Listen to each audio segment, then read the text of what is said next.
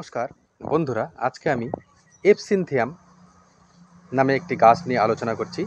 এপসিনথিয়াম একটি খুবই উপকারী গাছ।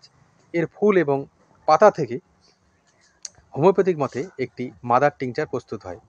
এটি মস্তিষ্কের রক্তাধিক্য ও জ্বরে বিশেষ করে খুবই উপকারী।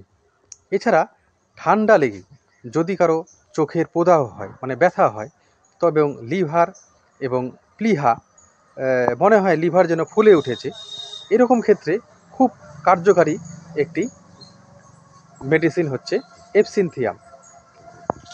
এছাড়া সবচেয়ে বড় কথা, যাদের মৃগী রোগ হয়েছে, এই রোগ আক্রমণের পূর্বে কি হয় যে রোগীর প্রথমে মাথাটা ঘোরে, চোখের সম্মুখে একটা সর্ষের ফুলের মতন দেখে এবং কানে শুনতে পায় না এবং কাঁপতে থাকে, শরীর অসাড় বোধ করে এবং তারপরেই কি হয়, আক্ষেপ শুরু হয় এবং দাঁতে দাঁত লাগে, দাঁত কড়মড় করে, জিহ্বা কামড়ায়, এই জন্য মুখ দিয়ে রক্ত মিশ্রিত ফেনা বের হয়। এই ক্ষেত্রে কি করতে হবে যে এই গাছের এক্সট্রাক্টটিকে এই 1 চামচ পরিমাণ করে 2 ঘন্টা পরিমাণ খাওয়াতে হবে। তাহলে খুব নিশ্চিতভাবেই উপকার পাওয়া যাবে। এছাড়া যাদের যেসব স্ত্রীলোকের ডিম্বকোষে তীক্ষ্ণ বেদনা হয় তাদের, এবং কি হয়, ক্লোরোসিস রোগগ্রস্তা রমণী যাদের চেহারা সবুজ বর্ণ এবং অত্যন্ত দুর্বল এবং বুক ধড়ফড় করে, তাদের ক্ষেত্রে এই টিংচারটি খুবই উপকারী।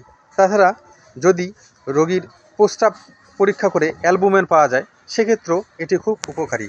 এবং কানের যদি যন্ত্রণা হয়, সেক্ষেত্রেও এই টিংচারটি খুবই উপকারী।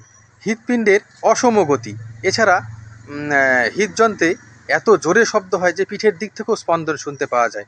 নাড়ি প্রথমে খুব জোরে চলে এবং খুব তীক্ষ্ণ ধীর হয়ে আসে ইত্যাদি লক্ষণে এর টিংচারটা খুবই উপকারী। সেবনবিধি হচ্ছে 1 আউন্স পরিমাণ বিশুদ্ধ জলে 1 গ্রাম মাদার টিংচার মিশ্রিত করে 1 চামচ পরিমাণ 2 ঘন্টা পর পর খেতে হবে। তাহলে নিশ্চিতভাবেই আপনারা হৃদযন্ত্রের এই রোগটির থেকে মুক্তি পাবেন। নমস্কার।